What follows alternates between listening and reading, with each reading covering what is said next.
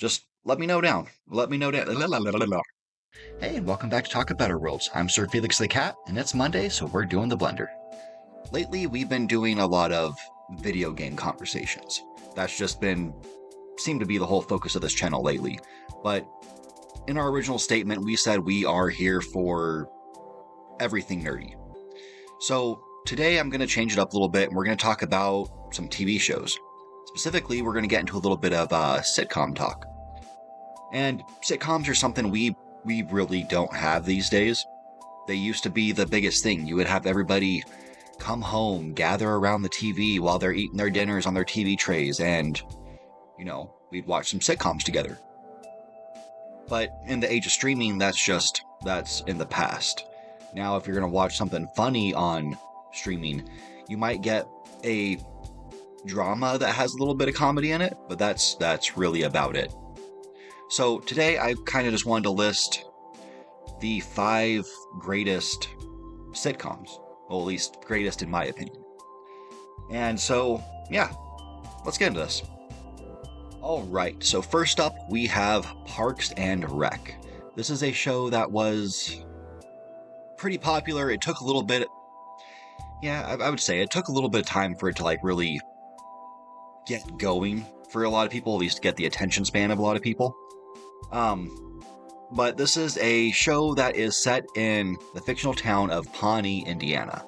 And it's a mockumentary style shot show. So they have a camera crew following these people around who work for that town's park and recreation community development, whatever you want to call their government office.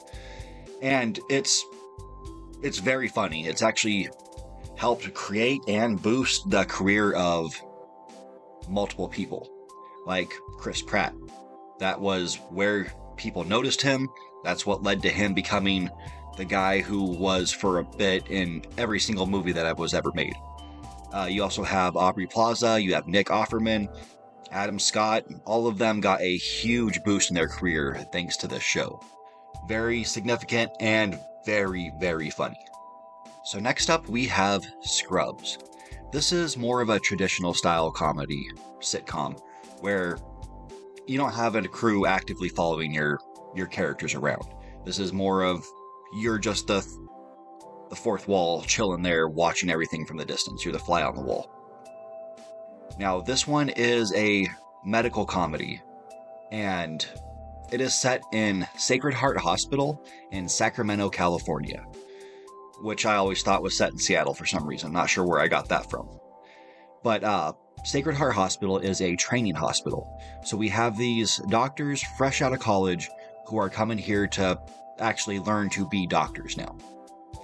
And the story follows JD, not to be confused with JD Vance. This is John Dorian, Zach Braff. This show is why he has such a big career as well. Another very influential show. But you're going to follow his life and his journey to become an actual successful doctor. There's drama in it, there's sad moments, but overall it is a very big comedy.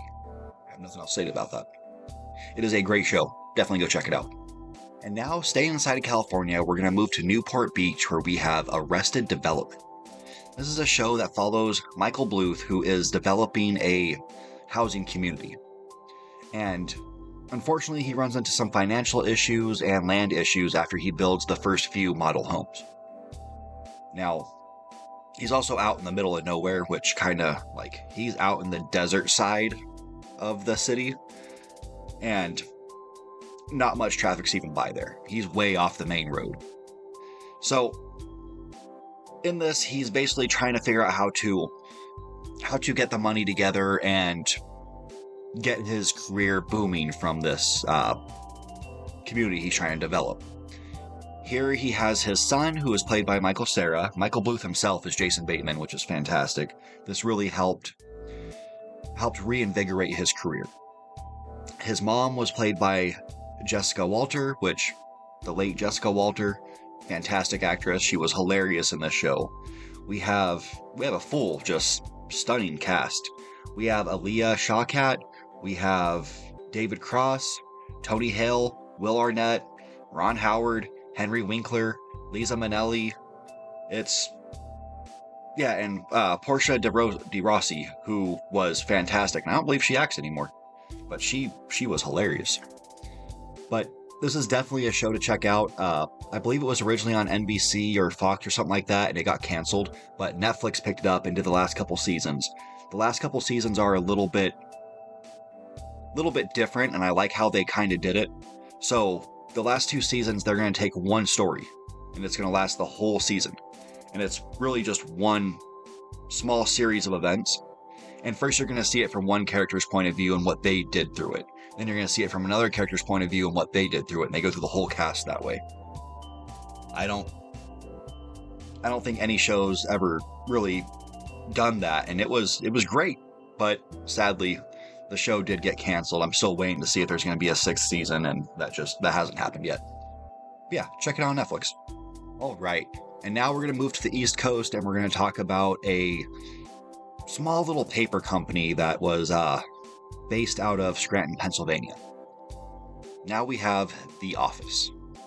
This show, some people don't like it. I don't get why. I know the first season is a little cringy, but it's still very funny. Michael Scott, played by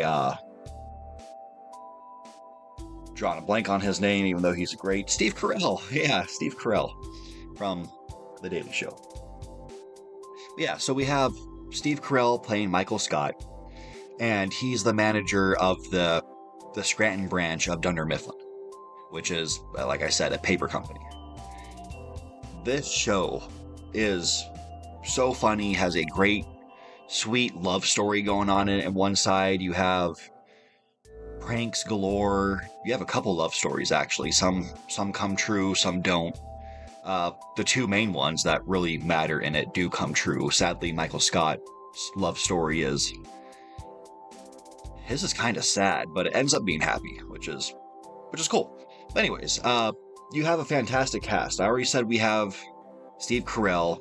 We have Creed Bratton playing Creed, which is absolutely amazing. We have Rainn Wilson. We have Phyllis Smith.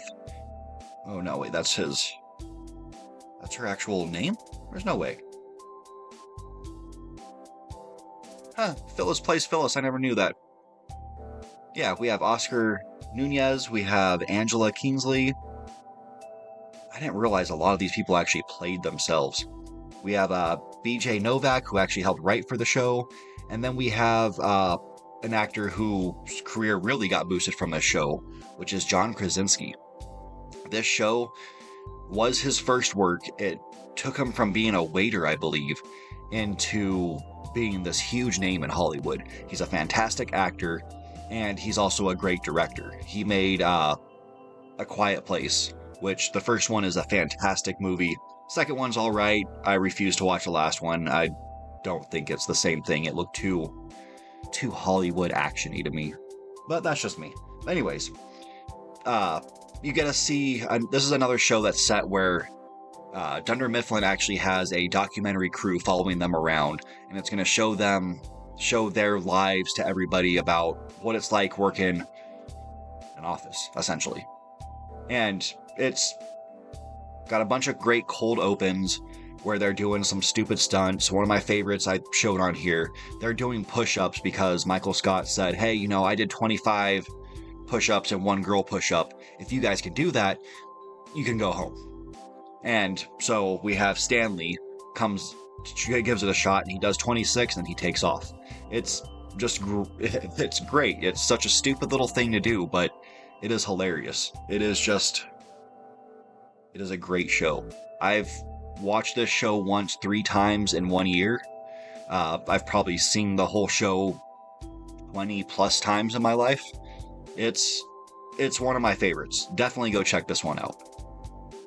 And I don't know if you've noticed yet, but outside of Arrested Development, every show so far has been on Peacock, and that's purely accidental, I swear. Okay, so we're going to stay on the East Coast for this one, and we're going to move up to New York. This time we have an all-time classic show. It won many Emmys. I believe it was four-time Emmy winner. We're talking about The Dick Van Dyke Show. This is from 1961. It's a beautiful, fantastic show. It is full of slapstick humor, just your standard joke-telling humor. It's got romance. It's perfect in every way. I absolutely love this show. All-time favorite.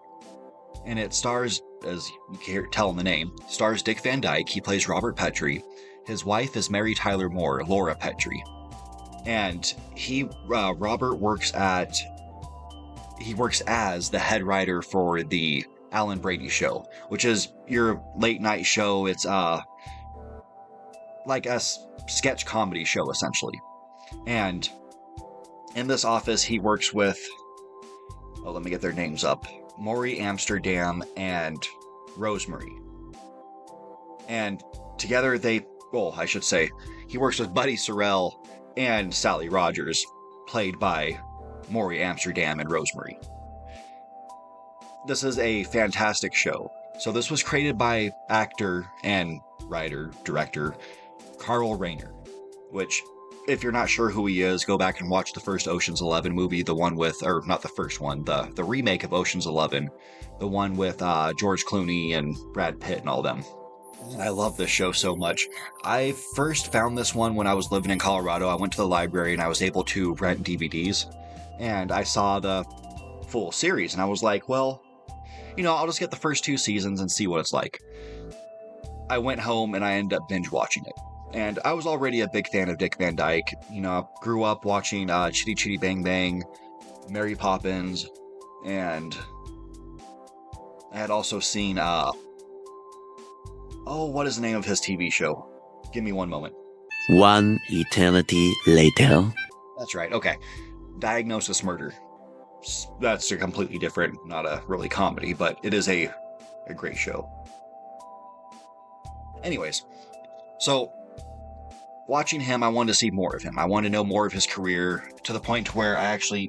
One eternity later. To the point where I actually went out and got his book, because just a big fan of his work. I've always found him to be very funny. And yeah, so I watched this show, fell in love with it instantly. Watched the first season instantly in one sitting. Went and got the other few seasons, and I ended up binge watching the whole show. Since then, I have watched this show multiple times, more than The Office. I make my existence sound really sad by just watching these couple shows just over and over and over, but hey, it is what it is. It makes me happy. That's all that matters. But yeah, this show is absolutely fantastic. It is hilarious. I love the intro, which I've shown, where he trips and falls.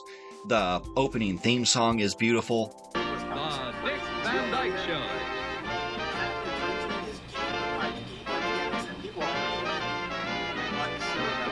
Yeah, it's the perfect show.